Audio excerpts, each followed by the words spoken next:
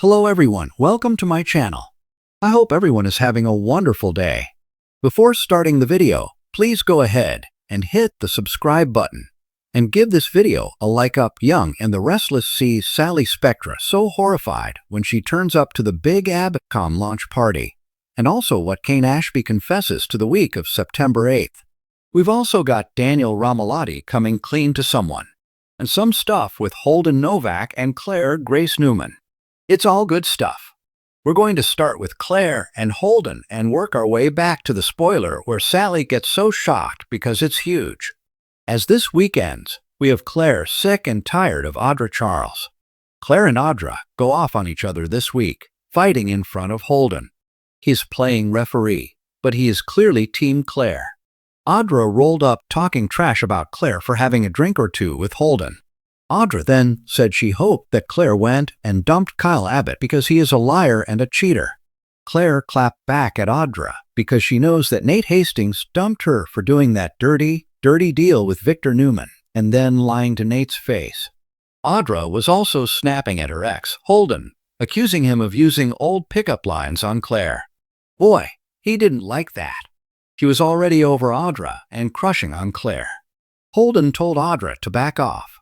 He's definitely getting in the mix, taking sides.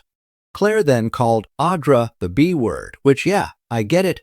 Audra snapped back at Claire about everyone thinking she's so innocent, but Audra knows Claire's terrible backstory when she tried to poison all the Newmans. Audra said, maybe Kyle should be the one to open his eyes about Claire, and not the other way around. Audra knows how to scheme, I'll give her that, but Claire is actually the dangerous one compared to her. So Audra needs to watch her back. However, there may also be more to Audra than we know of, maybe something a little dangerous in her past as well. Claire had had enough of Audra. She dropped a final insult and then marched out. Of course, Claire was tipsy, and Holden went chasing after Claire because he had no reason to stick around and talk to Audra, and he really does like Claire. Next week, Holden and Claire are talking in the park about what happened in LA. This is something we've heard about now for I don't even know, 8 or 9 months. From the moment we met Holden, we heard about this. There was an incident in LA where Holden helped Audra take care of something, and it had something to do with Tucker McCall.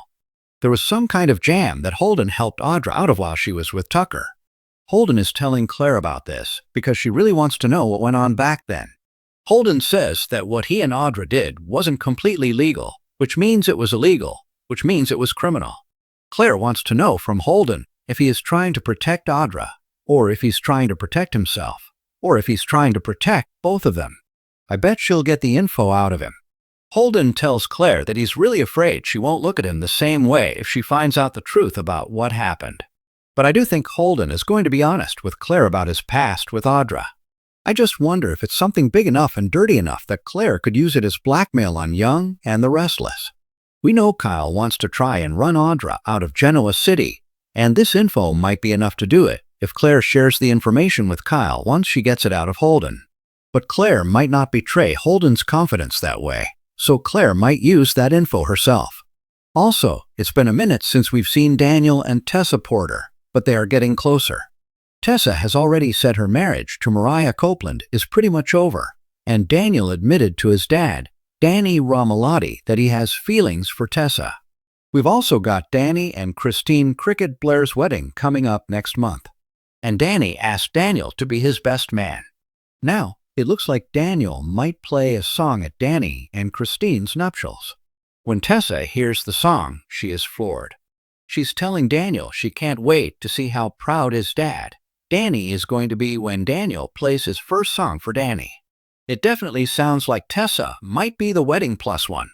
Daniel also tells Tessa that she came up with the lyrics and the melody and turned the chords into something beautiful. Daniel takes it a step further and says, the song is beautiful like Tessa. She seems very touched by Daniel's words after getting ignored by her wife for a while. This is probably really good for her ego. All right, now I saved the most exciting for last.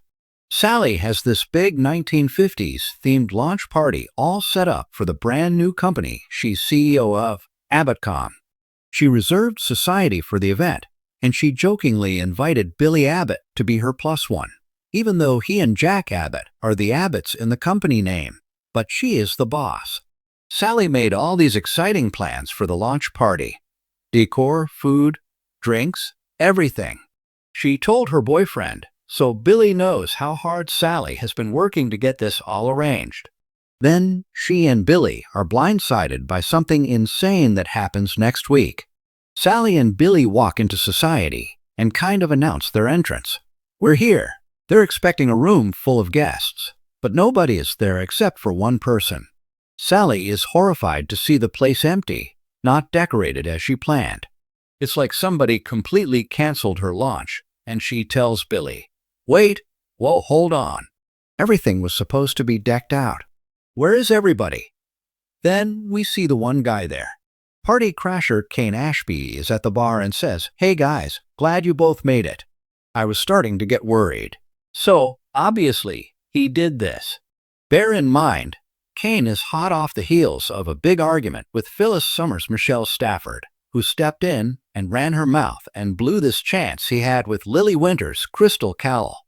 He was making some progress with Lily and telling her he'd stop the takeover stuff, which is a lie he's trying to sell all across town. Then Phyllis comes in and just makes him look like a liar. Kane's furious. He was yelling at Phyllis. He's more adamant now. He'll never work with her. Plus, Kane doesn't want to be part of an alliance with Victor to target Jabbo to take down the Abbotts. However, Victor still has some blackmail he can leak to the press about Colin Atkins and Tristan Rogers, and said he was conning that lady out of her inheritance. All that we know is that he did inherit, but not how he made it happen. So maybe Kane has done something to get control of AbbottCom to use it against the Newmans, and to stop them from coming after the Abbotts. We'll see. Whatever stunt he's pulling with Billy and Sally, we're going to see Kane confessing to at least some of this new plan next week. If he dangles revenge on Victor in Billy's face and dangles Chancellor too, I definitely think Billy might betray Sally if Kane makes a good enough offer. You know, maybe he wants the media company. Be sure to check out our Young and the Restless full weekly spoilers video tomorrow for your full roster of detailed daily spoilers for the week of September 8th through the 12th. Thanks for watching this video. Please subscribe to our YouTube channel and stay with us.